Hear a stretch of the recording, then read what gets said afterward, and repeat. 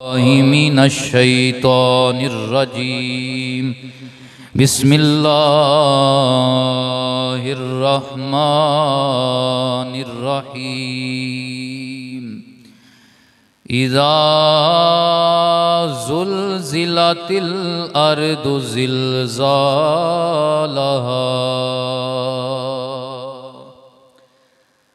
वख़रजतिल अर्दु अस्क़ालहा वक़ालल इंसानु मा लहा यौमइज़िन तुहद्दिसु अख़बारहा बिअन्ना रब्बक औहा लहा यौमइज़िन यस्दुरुन्नासु अश्तातन लियुरौ अअमालहुम फमन यअमल मिस्क़ाल ज़र्रतिन खैरन यरह वमन यअमल मिस्क़ाल ज़र्रतिन शर्रन यरह। सदक़ल्लाहु मौलानल अज़ीम। इन्नल्लाह व मलाइकतहु युसल्लूना अलन नबी या अय्युहल्लज़ीना आमनू सल्लू अलैहि वसल्लिमू तस्लीमा। मिल के मोहब्बत के साथ पढ़िए अस्सलातु अस्सलामु अलैका या सय्यदी या रसूल अल्लाह वाला आलिका व सुहाबिका या हबीब अल्लाह। अस्सलातु जगा जी लगाने की दुनिया नहीं है, ये इबरत की जा है, तमाशा नहीं है। जगा जी लगाने की दुनिया नहीं है, ये इबरत की जा है, तमाशा नहीं है। मिले हाक में अहले शां कैसे कैसे, मकी हो गए ला मकां कैसे कैसे। हुए नामवर बेनिशां कैसे कैसे, ज़मी खा गई आसमां कैसे कैसे। जगा जी लगाने की दुनिया नहीं है, ये इबरत की जा है, तमाशा नहीं है। तुझे पहले बचपन में बरसों खिलाया, जवानी ने फिर तुझको मजनू बनाया। बुढ़ापे ने फिर आके क्या क्या सताया, अजल तेरा कर देगी बिल्कुल सिफाया। जगा जी लगाने की दुनिया नहीं है, इबरत की जा है, तमाशा नहीं है। जहाँ में है इबरत के हर सू नमूने, मगर तुझको अंधा किया रंगो बू ने। कभी गौर से भी ये देखा है तूने, जो आबाद थे वो महल अब हैं सूने। अजल ने न किसरा ही छोड़ा न दारा, अजल ने न किसरा ही छोड़ा न दारा। इसी से सिकंदर सफाते बिहारा। हर एक लेके क्या क्या न हसरत सुधारा। पड़ा रह गया सब ठाठ सारा। यही तुझको धुन है रहूं सब से बाला। हो जीनत निराली हो फैशन निराला। यही तुझको धुन है रहूं सब से बाला। हो जीनत निराली हो फैशन निराला। जिया करता है क्या यूं ही मरने वाला। जिया करता है क्या यूं ही मरने वाला। तुझे हुस्न ज़ाहिर ने धोखे में डाला। जगह जी लगाने की दुनिया नहीं है। ये इबरत की जा है तमाशा नहीं है। बाद अज़ हम्दुस्सलात, आज की खुतबा जुम्मातुल मुबारक की पुररौनक नशिस्त के अंदर मैंने आप अहबाब के सामने अल्लाह की लारैब किताब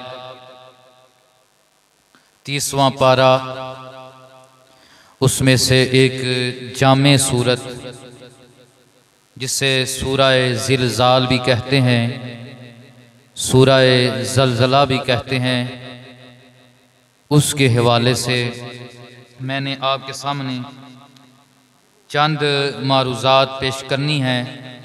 दुआ है अल्लाह तबारक व तआला मुझे हक बयानी की तौफीक अता फरमाए। सुन सुनाकर अल्लाह हमें अमल की तौफीक अता फरमाए। हज़रात गिरामी, कुरान मजीद के अंदर 4 अहम मज़ामीन हैं, 4 बड़े मज़मून हैं जिनके मुतल्लक बारहा अल्लाह तबारक व तआला ने कुरान मजीद की मुख्तलिफ सूरतों के अंदर, मुख्तलिफ आयात के अंदर ज़िक्र फरमाया। उनमें से पहला मज़मून है तौहीद, अकीदा तौहीद, और नंबर 2 है अकीदा रिसालत। ये 2 बड़े मज़मून हैं, तौहीद और रिसालत। और तीसरा बड़ा मज़मून है अमलियात का, और चौथा बड़ा मज़मून है यौमे क़यामत के हवाले से। तो अल्लाह ताला ने बाद आयात के अंदर, बाद सूरतों के अंदर इन 4 मज़मूनों को इकट्ठा बयान फरमाया, और बाद दफ़ा अल्लाह तबारक व तआला ने इनका इलैदा जिक्र फरमाया। और ये जो सूरह मुबारका है, सूरह ज़िलज़ाल, ये खालिसतन यौमे क़यामत की हौलनाकियों को बयान करती है, क़यामत के दिन को बयान कर रही है। उसका पस मंज़र इसके अंदर बयान किया गया। तो ये आखिरत के हवाले से एक जामे सूरत है। नबी करीम अलैहिस्सलातु वस्सलाम ने इस सूरत की फजीलत के मुतल्लिक़ इरशाद फरमाया। तिरमिज़ी शरीफ के अंदर हदीस मुबारका है, हज़रत अब्दुल्लाह बिन अब्बास रवायत फरमाने वाले हैं, आका कौनैन अलैहिस्सलातु वस्सलाम ने इरशाद फरमाया कि सूरह ज़िलज़ाल ये कुरान का आधा है, यानी जो बंदा सूरह ज़िलज़ाल की तिलावत करता है अल्लाह उसे आधे कुरान की तिलावत का अजर अता फरमाता है।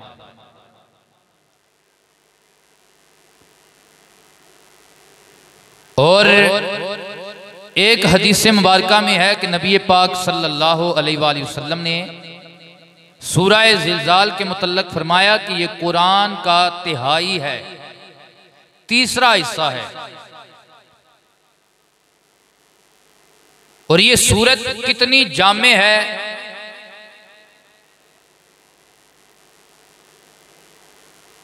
आका कौनैन अलैहिस्सलातु वस्सलाम की बारगाह में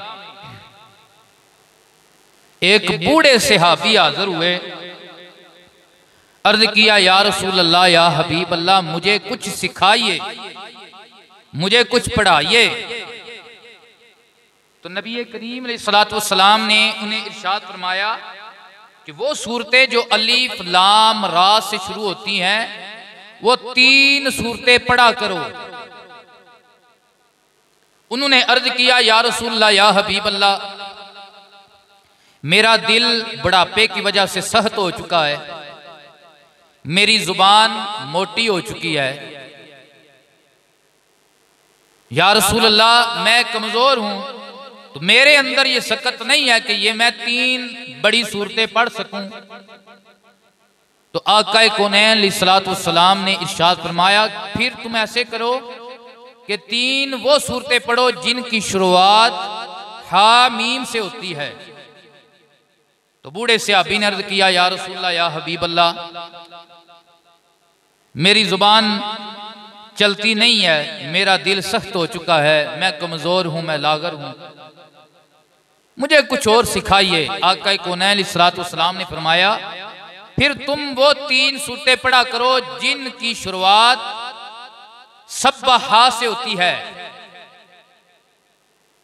मुसब्बिहात में से 3 सूरतें पढ़ा करो। सहाबी ने वही जवाब दिया, या रसूलल्लाह, मैं बूढ़ा हूं, मेरी जुबान अब नहीं चलती, मुझे कुछ मुख्तसर सा और जामे सा हुक्म इरशाद फरमाइए कि मैं उससे पढ़ूं, वो मेरे लिए दुनिया में, कब्र में, हश्र में काफी हो जाए। तो सहाबा इकराम हजरत अब्दुल्लाह बिन अमर बिन अलास रदियल्लाहु ताला अन्हु रावी हैं। आप कहते हैं आका कौनैन अलैहिस्सलातु वस्सलाम ने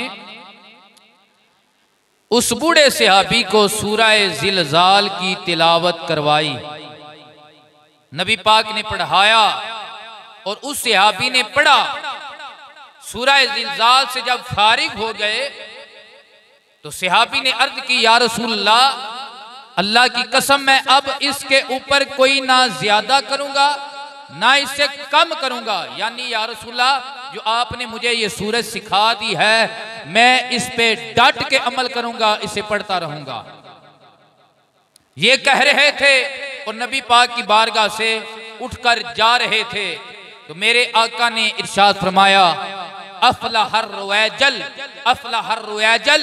हुजूर ने इरशाद फरमाया, ये जो बंदा कह रहा है ना कि मैं सूरह ज़िलज़ाल के ऊपर जमा रहूंगा, इस पे अमल करता रहूंगा, इसे पढ़ता रहूंगा, मेरे आका ने इरशाद फरमाया, मैं मोहम्मद अरबी ये गवाही देता हूं, ये दोनों जहानों में कामयाब हो गया है। तो ये इतनी अजमत वाली सूरत है। इसकी कुल 8 आयात हैं, छोटी सी सूरत, छोटी छोटी आयात हैं, तो इसे पढ़ना चाहिए, बड़ी अजमत वाली है। मेरे आका पाक की बारगाह में एक जवान सहाबी हाजिर हुए। मेरे हुजूर ने इरशाद फरमाया, क्या तू शादी नहीं करता? उसने अर्ज किया, या रसूल अल्लाह, मेरे पास तो शाही कोई नहीं, शादी के हराजात कोई नहीं, हक महर का हराजात कोई नहीं, तो मैं शादी कैसे करूं? मेरे आका ने इरशाद फरमाया क्या तुझे कुल या अय्युहल काफिरून आती है? अर्ज किया आती है। मेरे आका ने इरशाद फरमाया ये तो कुरान का छुताई हिस्सा है। क्या तुझे कुल हु अल्लाह आती है? आती है। फरमाया ये तो कुरान का छुताई हिस्सा है। सरकारे कायनात ने इरशाद फरमाया क्या तुझे सूरह ज़िलज़ाल आती है या सुला आती है? फरमाया ये तो कुरान का तिहाई हिस्सा है। तो तू शादी कर ले, तेरे पास तो इतना ज्यादा माल है, माशाल्लाह, तेरे पास तो इतना ज्यादा माल है। अगर बजाई तेरे पास कोई चीज नहीं है, अगर तुझे ये सूरतें आती हैं तो तू अपने आप को गरीब ना समझ, अपने आप को कमजोर ना समझ, मसाकीन में से शामिल ना कर, अपने आप को खाली हाथ ना समझ। अल्लाह ने तुझे बहुत बड़ी दौलत अता फरमाई है, ये जो तुझे सूरतें आती हैं। सुभान अल्लाह। तो ये सूरत जमीर को झंझोड़ने वाली है। आज हम खुदा को बुलाए बैठे हैं, फर्ज सुनते तो दूर की बात है, नवाफिल तो दूर की बात है, हम अल्लाह का हक, रसूलुल्लाह का हक जो हमारे ऊपर फर्ज है, हम वो भी अदा नहीं करते, हम वो भी अदा नहीं करते। उसकी वजह क्या है? हम दुनिया के लाहौल-लुआब में गुम हो चुके हैं, दुनिया के लाहौल-लुआब में हम फंस चुके हैं, हमें मौत भूल चुकी है, हमें आखिरत भूल चुकी है। क्या कोई जवान है, क्या कोई बूढ़ा है, अल्लाह ने बस खैर अता फरमाई है, दुनिया अता फरमाई है, उसी में हम मगन हैं, उसी में हम दिन और रात अपने गुजार रहे हैं। हमें अल्लाह याद नहीं, हमें उसका रसूल याद नहीं, हमें मौत भूल चुकी है, हमें आखिरत भूल चुकी है, हमें आखिरत की वो हौलनाकियां भूल चुकी हैं। अल्लाह अकबर। जब ये सूरत नाज़िल हुई, मेरे आका ने सहाबा को पढ़ के सुनाई, खलीफा ए बिला फसल, अफजलुल बशर बादल अंबिया, वो नबी का अजीम सहाबी, यारे गारे मुस्तफ़ा, यारे मिज़ारे मुस्तफ़ा, मेरे नबी के बचपन का साथी, लड़कपन का साथी, जवानी का साथी, मेरे आका के उदेड़ उम्र का साथी, मेरे आका के मजार का साथी, जन्नत का साथी, कब्र का साथी, वो सहाबी कि मेरे आका ने फरमाया कि जब जमीन हिलेगी, कब्र फटेगी, तो सबसे पहले कब्र में से मैं निकलूंगा और मेरे दाएं हाथ में अबू बकर का हाथ होगा और बाएं हाथ में हजरत उमर फारूक का हाथ होगा। यानी इतनी अजमत वाला सहाबी कि जो क़यामत वाले दिन भी जब उठेंगे तो नबी पाक के करम वाले, जूदो करम वाले हाथ में उनका हाथ होगा। तो उन्होंने जब ये सूरत सुनी तो हजरत अबू बकर यूं रोने लगे जैसे कोई बच्चा रोता है, बच्चों की तरह रोना शुरू कर दिया। मेरे आका पाक ने फरमाया, अबू बकर तुझे किस चीज ने रुलाया? हजरत अबू बकर रज़ी अल्लाह ताला अन्हु ने अर्ज किया, या रसूल या हबीब अल्लाह, ये जो क़यामत के मुतल्लक सूरह मुबारक नाज़िल हुई है, सूरह ज़िलज़ाल, आपने पढ़ के सुनाई है, इस सूरत ने मेरे अंदर को झंझोड़ दिया है। अबू बकर अल्लाह के डर से रो रहा है, क़यामत की हौलनाकी को याद करके रो रहा है, जो क़यामत का मंजर अल्लाह ने इसमें बयान फरमाया है, मैं वो सुन के रो रहा हूँ। या रसूलल्लाह, मेरा दिल डर गया है, मेरा अंदर कांप के रह गया है। मेरे आका पाक ने हजरत अबू बकर को सीने लगाया और दलासा यूं दिया।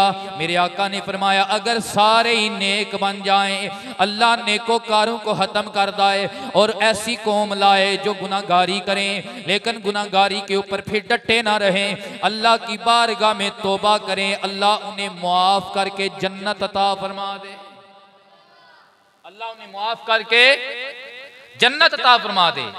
यानी कि नबी पाक ने फरमाया कि इंसान से गुनाहगारी हो सकती है, लेकिन हर गुनाहगार बुरा नहीं। वो गुनाहगार बुरा है जिसे तौबा की तौफीक नहीं मिली, वो गुनाहगार बुरा है जिसने बुराई की और फिर बुराई के ऊपर डटा रहा और डटाई के साथ अपनी बड़ाई के लिए अपनी बुराई बयान करता रहा, बुराई के ऊपर डटा रहा, तौबा की तरफ ना आया, अल्लाह की बारगाह की तरफ रुजू ना किया, अल्लाह की बारगाह में सजदा ना किया, फराइज व वाजिबात अदा करके अपने गुनाहों की माफी ना मांगी, वो गुनाहगार बुरा है। अल्लाह को वो गुनाहगार बड़ा पसंद है जिससे गुनाहगारी हो जाए, फिर वो गुनाह पे अल्लाह की बारगाह में नदामत करे, और अर्ज करे, ऐ अल्लाह मैं गुनाहगार हूँ, मुझसे बुराई हो गई है, मैं तेरी बारगाह में तेरे नबी का वास्ता डालता हूँ, मुझे माफ कर दे। अल्लाह माफ फरमा देता है, अल्लाह मुझे माफ कर दे। तो ये कौन सुन के रोया? हजरत अबू बकर। कौन सुन के रोया? जिन्हें नबी पाक ने अपनी बारगाह में बिठा कर इरशाद फरमाया, ऐ जमाने वालों ध्यान करना, मेरा अबू बकर जन्नती है, या तेरी मेरी जन्नत का फैसला मरने के बाद है, क़यामत के दिन हिसाब और किताब के बाद है। और ये वो अबू बकर है जो सूरह ज़िलज़ाल सुन के रो रहा है, जिसे अल्लाह के नबी ने मरने से पहले दुनिया में ही जन्नत की बशारत दी। और सुबहान अल्लाह, अबू बकर की कब्र भी आज उस जगह पे है जो रियाजुल जन्ना है, जन्नत का टुकड़ा है, वो हस्ती रोई है। तो यारो हम किस बात की मूली हैं? आरफे खड़ी फरमाते हैं, अदल करें ते थर थर कंबण, वड्डियां शाना वाले फजल करें ते बख्शे जावण, मैं वरगे मुँह काले अमला वाले लंग लंग जांदे ते गाफिल गोते खांदे, डुबण नहीं देंदे मुहम्मद बख्शा, ओए कामिल पीर जिन्ना दे।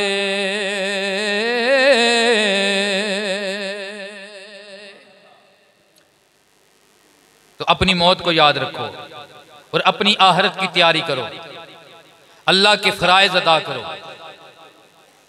हकूक अदा करो, हकूकुल इबाद का ख्याल रखो। क़यामत करीब है, क़यामत की कितनी निशानियां जो मेरे नबी ने बयान की आज हमारे ऊपर जाहिर हो चुकी हैं। मेरे आका ने फरमाया, कुर्बे क़यामत फितने मेरी उम्मत पे यूं बरसेंगे जिस तरह बादल बरसते हैं, बारिश बरसती है, इस तरह फितने बरसेंगे। आज वो दिन हमारे ऊपर आ चुके हैं, फितने इसी तरह बरस रहे हैं।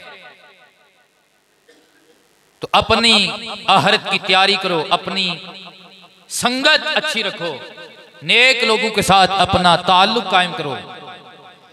क्यों? नमाज रोजे के साथ नेक लोगों का ताल्लुक बड़ा जरूरी है, ये अल्लाह का हुक्म है। या अय्युहल्लज़ीना आमनुत्तकुल्ला, ए ईमान वालों परहेजगार बन जाओ, वकूनु मा सादिकीन, नमाज के साथ साथ अल्लाह के वलियों के साथ अपना ताल्लुक कायम कर लो, नेक लोगों के साथ ताल्लुक कायम कर लो। आज जो दौर है फितने का दौर है, हर तरफ से कुफर की यलगार है, हर तरफ से कुफर इस्लाम के ऊपर आज उमड़ आया है। और सबसे बड़ी बात, जब भी किसी मजहब को बदनाम करना होता है तो उसके रहनुमाओं को बदनाम किया जाता है। तो आज कुफर की चालें जो है वो इसी में लगी हुई है कि आलमे इस्लाम को, अवामे अहले सुन्नत को, उम्मत मुस्लिमा को उलमाए अहले सुन्नत से दूर किया जाए, औलिया इकराम से दूर किया जाए। तो आप मीडिया के ऊपर देखेंगे तो सबसे ज्यादा कुफर जो है और कादियानी लोग जो है, मरज़ई लोग जो है और दारिया किस्म के जो लोग हैं और दीन बेजार जो लोग हैं, वो इसी मामले में लगे हुए हैं। ऐसी पोस्टें शेयर की जा रही हैं कि जिसके अंदर अवामे अहले सुन्नत के दिलों से और उम्मत मुस्लिमा के दिलों से अल्लाह के प्यारों की मोहब्बत निकालने की कोशिश की जा रही है, औलिया इकराम की मोहब्बत और अदब निकालने की कोशिश की जा रही है, उलमा की मोहब्बत निकालने की कोशिश की जा रही है।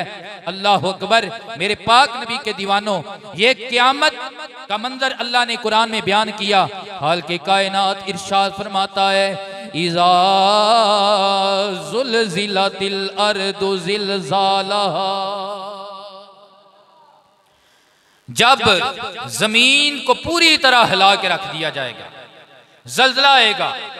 आज जल्जला आता है, एक मुल्क में आता है, दूसरे मुल्क में नहीं आता है, आधी जमीन पे आता है, आधी जमीन में नहीं आता है, मुख्तलिफ इलाकों में आता है, मुख्तलिफ इलाकों में नहीं आता है। जल्जले की गहराई होती है वो मापी जाती है, लेकिन ये जो जल्जला है ये क़यामत के दिन का जल्जला और कुर्बे क़यामत के दिन ये जो जल्जले आएंगे उनका जिक्र हो रहा है। अल्लाह इरशाद फरमाता है इज़ा ज़ुलज़िलतिल अर्दु ज़िलज़ालहा, पूरी ज़मीन को जब हिला के रख दिया जाएगा, ऊपर से लेकर तहतुस्सरा तक सारी गहराइयाँ हिला के रख दी जाएंगी, शरक से लेकर गरब तक, शमाल से लेकर जुनूब तक, जब सारी ज़मीन थरथरा उठेगी, ज़मीन का हाल ये हो जाएगा।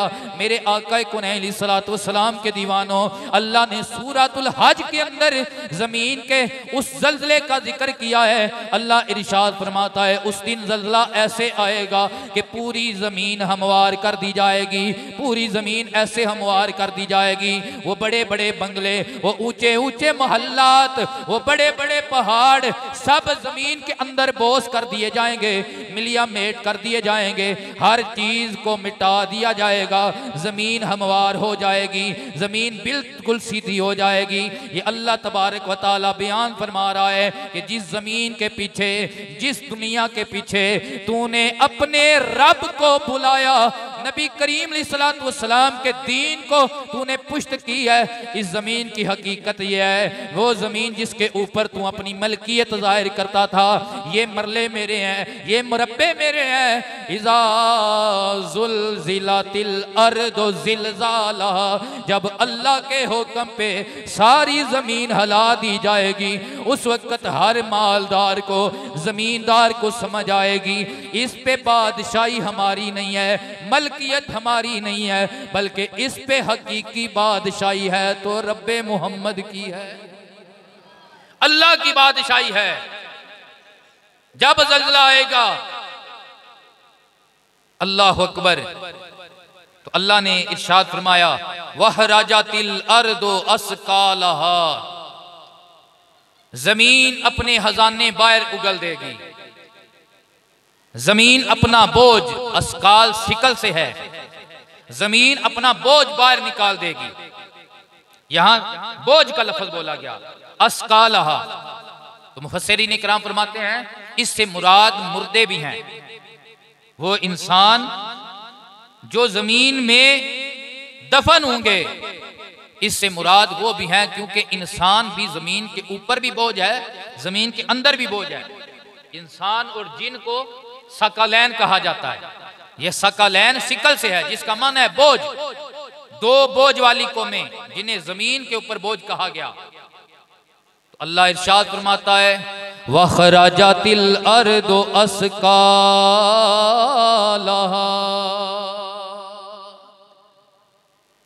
जब जमीन अपना बोझ बाहर निकाल देगी। मुफस्सिरीन इकराम फरमाते हैं इससे मुराद इंसान भी हैं, मुर्दे भी हैं, और साथ साथ इससे मुराद ये है जमीन बड़े बड़े पहाड़ खजानों के बाहर निकालेगी, बड़े बड़े खजाने बाहर निकाल देगी। जब इंसान देखेंगे हैरान परेशान रह जाएंगे, हम तो एक माशे के पीछे लड़े थे, हम तो एक तोले के पीछे लड़े थे, अल्लाह अकबर। लेकिन उस दिन होल ना की ऐसी होगी, अल्लाह का गजब, अल्लाह का खौफ बंदों के दिलों के ऊपर ऐसा तारी होगा। बड़े बड़े पहाड़, बड़े बड़े तोते, बढ़िया बढ़िया बड़े बड़े वो खजाने जब सामने पड़े होंगे, लेकिन इंसान के दिल में एक राई की भी लालच बाकी नहीं होगी, क्यों सामने क़यामत नजर आ रही होगी। इंसान के दिल से हर चीज की लालच खत्म हो चुकी होगी। मेरे आका पाक अलैहिस्सलातु वस्सलाम ने इरशाद फरमाया उस दिन जब जमीन खजाने बाहर निकालेगी, उस वक़्त एक भाई बोलेगा, कहेगा यही वो खजाना है, यही वो जायदाद है, यही वो दुनिया है जिसके पीछे मैंने अपने भाई के साथ नाता तोड़ा, यही वो दुनिया है जिसके पीछे मैंने अपने भाई को कत्ल कर दिया, उसका खून बहा दिया। आज आप देख नहीं रहे कि इस दुनिया के अंदर मुसलमान की गोली मुसलमान के ऊपर चल रही है। वजह क्या है? पीछे एक ही वजह है कि दुनिया की लालच, दुनिया की हवस, दुनिया की बादशाही की लालच, कुर्सी की लालच, माल की लालच, इस मालो मता की लालच है। अल्लाह इरशाद फरमाता है जिसके पीछे तू ना हक हून कर रहा है, इज़ा ज़ुल्ज़िलतिल अर्दु ज़िलज़ालहा, ये हर चीज मिटा के रख दी जाएगी, हर चीज को मिलिया मिट करके रख दिया जाएगा। नाए माल खजाने तेरे, ना हुस्न जवानी तेरी,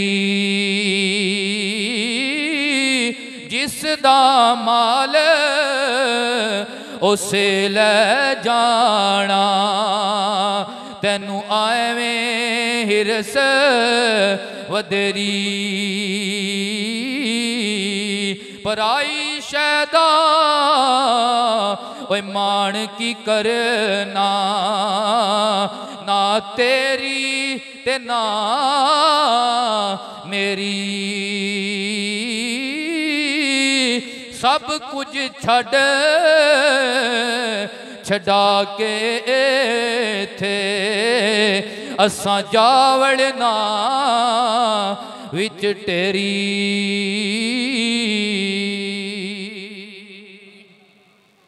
तो दुनिया की हकीकत यह है, मेरे आका ने इरशाद फरमाया कि जब जमीन खजाने बाहर निकाल देगी, फिर एक चोर आएगा, वो देखेगा ये वो खजाना है जिसे मैंने चोरी किया था और जिसकी वजह से मेरा हाथ काटा गया। एक मुसलमान उठेगा, ये वो दुनिया है कि जिस पे पीछे मैंने अपने मुसलमान भाई को कत्लेआम किया, उसका न हक खून बहाया। अल्लाह अकबर।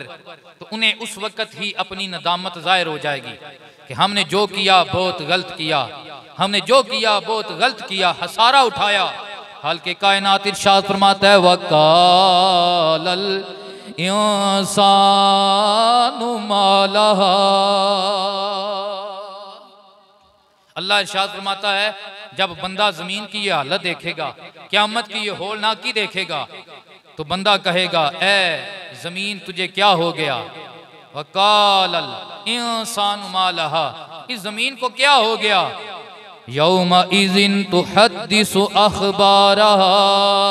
अल्लाह साथ इरशाद फरमाता है यही वो जमीन है जो दिन माशर के तुम्हारी खबरें देंगी, तुम्हारे हक में गवाहियाँ देगी, तुम्हारी अच्छाई के मुतल्लक, तुम्हारी बुराई के मुतल्लक ये ज़मीन बोल बोल के बताएगी।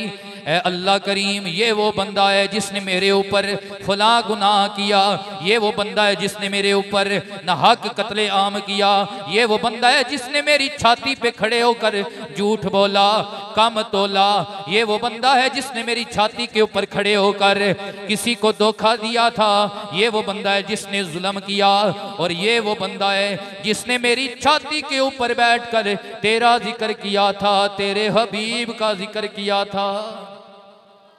तो दिन माशर के ये जमीन गवाही देगी। हमारा सबसे बड़ा रिकॉर्डेड ये अल्लाह की जमीन है। मेरे आका ने इरशाद फरमाया इसकी वजह यह है कि ये तुम्हारी असल है, बशर की असल ये मट्टी है।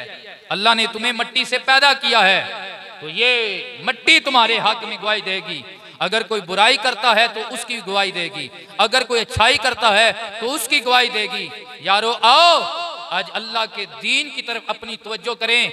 आओ हम अपना नाता गुरु से तोड़कर अल्लाह के नेक बंदू के साथ जोड़ें। आओ हम अपने हर अमल के अंदर अल्लाह के दीन को ले आएं। क्यों, जब बंदा अपनी नीयत में, अपनी सोच में, अपने अमल में अल्लाह के दीन को ले आता है, अल्लाह के कुरान को ले आता है, अल्लाह के फरमान को ले आता है, तो फिर उसका एक एक कदम वो उसकी नेकी की गवाही बन जाता है, वो जहां से चल के जाता है। यही वजह है मेरे आका पाक ने फरमाया जब नेक बंदा दुनिया से जाता है उसके लिए आसमान भी रोता है, वो जमीन का टुकड़ा भी रोता है। जहां से वो चलता था वो रो रो के कहता है मौला कितना अच्छा बंदा था, वो नमाजें 5 वक्त की पढ़ने वाला, वो दीन के काम करने वाला, वो लोगों के हक में अच्छा सोचने वाला, हकूकुल बात का लिहाज रखने वाला, वो दीन दीन और शरीयत का पासदार, वो कितना अच्छा बंदा था जो मेरे ऊपर से गुजर के जाता था, उसकी बरकतें मुझे मिलती थीं।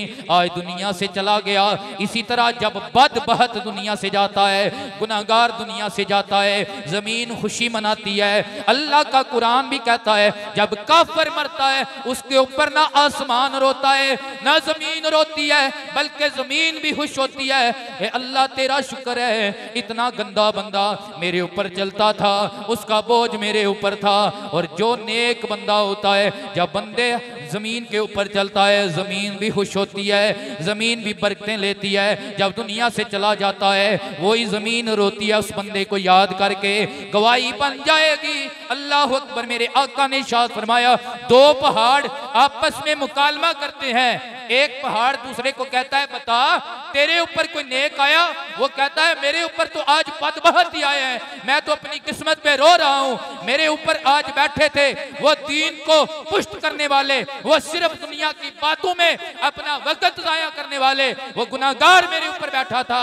और दूसरा पहाड़ खुश होके कहता है यार मेरे तो वारे न्यारे हैं, मेरा तो क्या ही बहत है, आज मेरे ऊपर अल्लाह का नेक बंदा आया था जिसने अल्लाह को याद किया था, रसूलुल्लाह को याद किया था, जिसने अल्लाह को याद किया था, जिसने रसूलुल्लाह को याद किया था।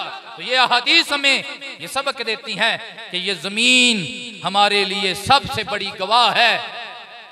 बंदा छुप के भी कोई गुनाह कर ले तो ये जमीन में रिकॉर्ड हो रहा है। ये तेरी मेरी तन्हाइयों की भी गवाह है, तेरी मेरी जलवतों की भी गवाह है। आओ अल्लाह की बारगाह में तौबा करें और अल्लाह की बारगाह में आज अहद करें कि ऐ अल्लाह हम तेरी जमीन के ऊपर जुल्म नहीं करेंगे, हम तेरी जमीन के ऊपर जुल्म सिर्फ कत्ल नहीं है, कत्ल वैसे बहुत बड़ा जुल्म है, एक इंसान का कत्ल पूरी इंसानियत का कत्ल है। फर्ज का छोड़ना भी जुल्म है, अल्लाह के दीन को पुष्ट करना यह भी जुल्म है,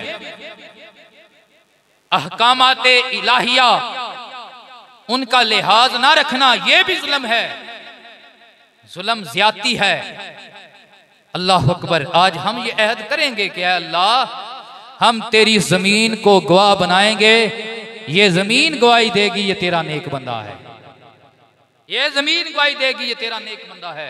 यौमाइज़िन तुहद्दिसु अखबारहा, ये उस दिन खोल खोल के हर बंदे का कच्चा छट्टा अल्लाह की बारगाह में बयान करेगी। अल्लाह अकबर।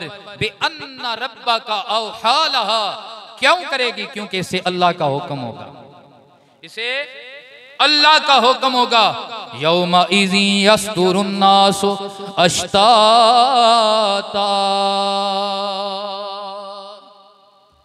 उस दिन लोग अपने रब की तरफ फिरेंगे कई राह होकर, ताकि अपना किया दिखाया जाए। यौमाइज़िन यस्दुरुन्नासु अश्ताता, इसके तहत उलमा मुख्तलिफ बयान करते हैं कि कब्रों से लोग गिरोह दर गिरोह उठेंगे, गुनाहगारों का गिरोह इलादा चलेगा, नेकोकारों का गिरोह इलादा चलेगा, कत्ल और गारत करने वालों का गिरोह इलादा अल्लाह की बारगाह में अदालत में लाया जाएगा, जुल्म करने वालों का गिरोह इलादा लाया जाएगा, ज्यादती करने वालों का गिरोह इलादा लाया जाएगा, नाहक किसी की जमीन पे कब्जा करने वाले का गिरोह इलादा लाया जाएगा, नाहक किसी का माल चुरा लेने वाले का गिरोह इलादा अल्लाह की अदालत में पेश किया जाएगा।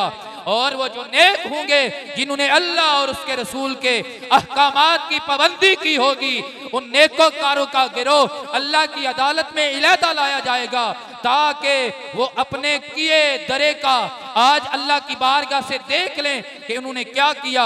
अल्लाह अकबर। फिर क्या होगा? अल्लाह इरशाद फरमाता है फमय्यामल मिस्काला ज़र्रतिन खैरन यरा फमय्यामल मिस्काला ज़र्रतिन शर्रन यरा।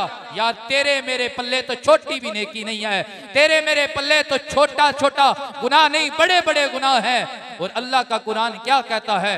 फमय्यामल मिस्काला ज़र्रतिन खैरन यरा, वो जो बंदा अल्लाह की बारगाह में जिसने एक जर्रे के बराबर नेकी की होगी ना, अल्लाह की अदालत में उसे उसका भी अजर मिल जाएगा, अल्लाह की अदालत में से उसे उसका भी अजर मिल जाएगा। कभी कभार ऐसे होता है ये नबी पाक का फरमान है कि बंदा नेकी का छोटा सा जुमला बोलता है और बंदे के गुमान में भी नहीं होता तो बंदे की बख्शिश उसी वजह से कर दी जाती है। और कभी कभार ऐसे होता है कि बंदा छोटा सा जुमला गलत बोलता है, उसी वजह से बंदे को गुमान भी नहीं होता, उसी वजह से उसके सारे नेक अमाल गर्क कर दिए जाते हैं। तो जब बंदा बोले तो सोच के बोले। अल्लाह हमारी जुबान को भी अपनी हिफाजत अता फरमाए। बोले तो सोच के बोले। अल्लाह अकबर। तो आज हम लोगों को खुश करने के लिए कितने झूठ बोलते हैं, लोगों को खुश करने के लिए, लोगों को मुतवज्जह करने के लिए, और लोगों का कितना मजाक उड़ाते हैं। तो कभी सोचा जाए कि कहीं हमारा ये जुमला हमारी पकड़ का जरिया तो नहीं बन रहा। कभी हमने सोचा? छोटी सी नेकी मेरे आका ने फरमाया उससे भी हकीर ना जान, छोटा सा गुनाह उससे भी हकीर ना जान। ये ना समझना कि ये छोटा गुनाह है इस वजह से तुझे कुछ भी नहीं होगा। कभी कभार छोटे गुनाह की वजह से बंदा पकड़ा जाएगा और कभी कभार बंदा छोटी सी नेकी की वजह से मुआफ कर दिया जाएगा। अल्लाह अकबर। मेरे आका ने इरशाद फरमाया वो एक ख्वाहिशा औरत थी, बनी इसराइल की ख्वाहिशा औरत, बदकारा औरत, उसके पास कोई भी अमल अच्छा नहीं था।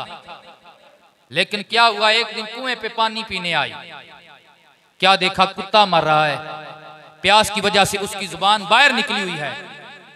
तो उसके दिल में बेजुबान के लिए रहम पैदा हो गया। आज तो इंसान के लिए रहम खत्म हो गया, उसके दिल में बेजुबान के लिए रहम पैदा हो गया। अल्लाह अकबर। तो मेरे आका इरशाद फरमाते हैं उसने अपने पल्लू को, अपनी चादर को कुएं के अंदर लटकाया और अपने मोजे में पानी भरा और वो पानी उसने कुत्ते को पिलाया। ये एक छोटी सी उसने नेकी की थी, अल्लाह उसे इस नेकी की वजह से उसके सारे गुनाह माफ करके उसे जन्नत अता फरमाए। और दूसरी तरफ फरमाया कि एक बनी इसराइल की बड़ी पारसा औरत थी, बड़ी नेक औरत थी, लेकिन उसने एक बिल्ली को पिंजरे में बंद कर दिया और वो बिल्ली भूख से प्यास से मर गई। एक बेजुबान जानवर वो भूख से प्यास से मर गया। इसी वजह से उस पारसा, उस हाजन को, उस नमाजी औरत को, उस नेक औरत को जहन्नम में भेजा जाएगा कि उसने बेजुबान का कत्लेआम किया। तो फिर सोचें जो इंसान का कत्लेआम करे, तो जो है जो इंसान का कत्लेआम करे। अल्लाह हमें हिदायत अता फरमाए, अल्लाह मुसलमानों के हाल पे रहम फरमाए। आज कुफर की चालें इतनी तेज हो चुकी हैं कि मुसलमान के कंधे पे रखकर मुसलमान के ऊपर गोली चलाई जा रही है, मुसलमान के कंधे पे रखकर मुसलमान के ऊपर गोली चलाई जा रही है।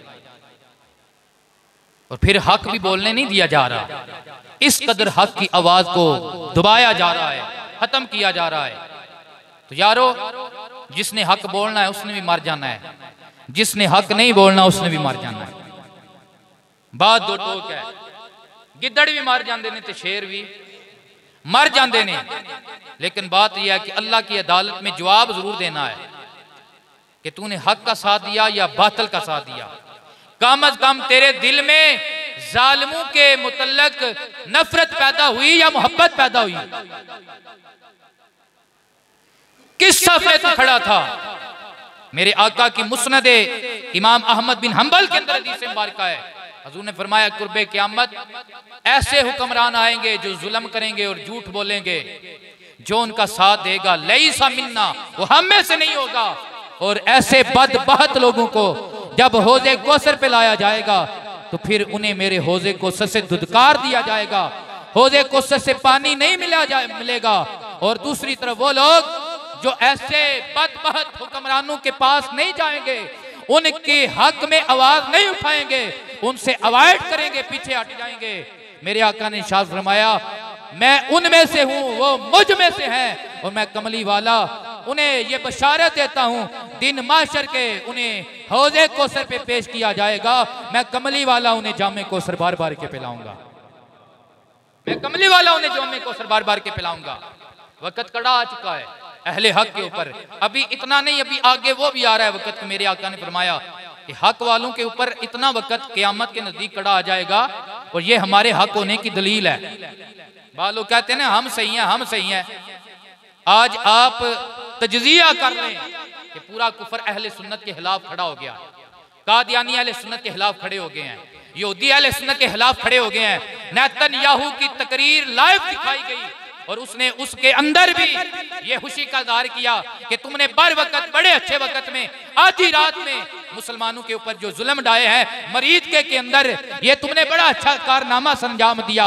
आज कुफर इकट्ठा हो गया। आज कुफर किसके खिलाफ इकट्ठा हो गया?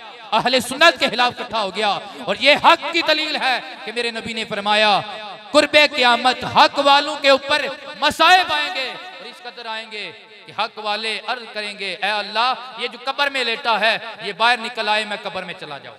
अभी वो वक्त नहीं आया, अभी वो वक्त नहीं आया, अभी शुरुआत है, वक्त आने वाला है। दुआ अल्लाह से ये मांगे कि अल्लाह हमें ईमान पे मोह दे, हम नौकरियां ना बचाएं, हम सिर्फ दुनिया के पीछे अपने ईमान का सौदा ना करें, बल्कि ऐ अल्लाह हम दुनिया के बदले तेरे नबी को राजी कर लें, तेरे रसूल को राजी कर लें और हक के ऊपर कायम रहकर दुनिया से चले जाएं। क्यों?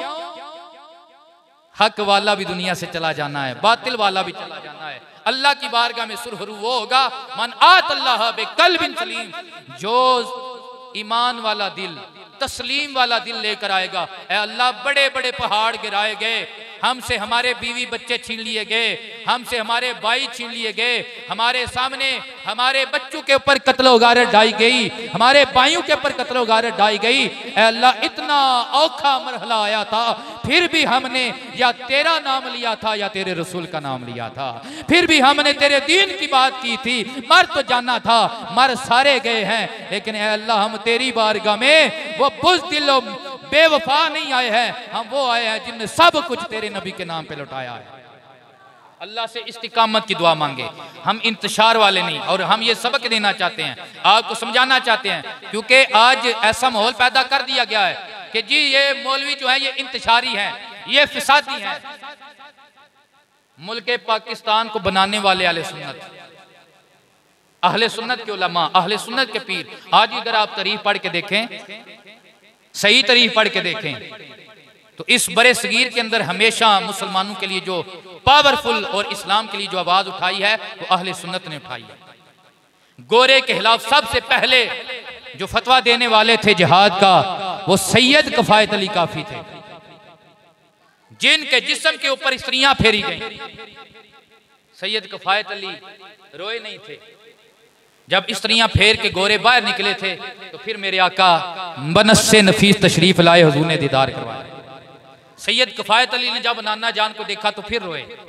फरमाया कफायत अली मैं तेरा हाल देख रहा था, स्त्रियां चलाई गई तू नहीं रोया, ये अंग्रेज ने लाबी ने तेरे ऊपर जुल्म किए तू नहीं रोया, अब रो रहा है, क्या अब तुझे तकलीफ का एहसास हुआ? अर्ज किया या रसूलल्लाह नहीं, इसलिए रो रहा हूं, मैं तो कुफर के खिलाफ फतवा देने में लेट हो गया, कभी पहले दिया होता, मेरे ऊपर पहले ये मुजालिम ढाए जाते, मुझे मेरे आका का पहले दीदार हो जाता। फिर जब फांसी के घाट की तरफ आपको लेकर जाने लगे, चुराहे में आपको फांसी दी जा रही थी, अल्लाह अकबर, तो कहने वालों ने कहा कोई तेरी सैयद कफायत अली आखिरी ख्वाहिश हो, आखिरी ख्वाहिश। तो सैयद कफायत अली ने कहा 1 मिनट रुक जाओ, मुझे मेरे नाना की नात पढ़ लेने दो। बनफ्स उस वक्त फिल बदी सैयद कफायत अली काफी, ये हमारे वो अहले सुन्नत के बुजुर्ग जिन्हें अंग्रेज सिस्टम के खिलाफ सबसे पहले फतवा जिहाद दिया था। सैयद कफायत अली काफी और अल्लामा फजले हक हैराबादी, ये 2 बुजुर्ग थे जो पहले फतवा देने वाले थे, जिनके ऊपर मजालिम ढाए गए।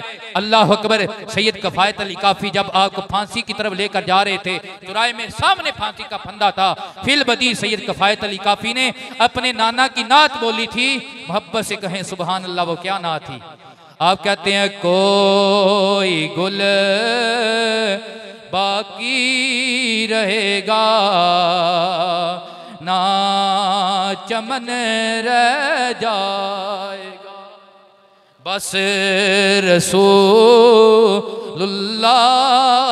का दीने हसन रह जाएगा। ये मुकम्मल नात आपने फिल बदी पढ़ी। क्या उनका जज्बा था, क्या उनका हौसला था, क्या उनका सब्र था कि ऐसे मरहले में बंदा हवास बाहता हो जाता है। लेकिन किफ़ायत अली काफ़ी ऐसे मौके पे भी उसका ध्यान अपने नबी की तरफ है और नबी की तारीफ कर रहे हैं। तो फमैयामल मिस्काल ज़र्रातिन खैरन यरा, जो एक ज़रे के बराबर नेकी लेके जाएगा वो भी पा लेगा, जो एक ज़रे के बराबर बुराई लेके जाएगा वो भी पा लेगा। ये आयतें एक एक आयत पूरा पूरा जुम्मा इस पे पढ़ाया जा सकता है। मकसद है अल्लाह हमें अमल की तौफीक दे, अल्लाह हमें समझने की तौफीक अता फरमाए।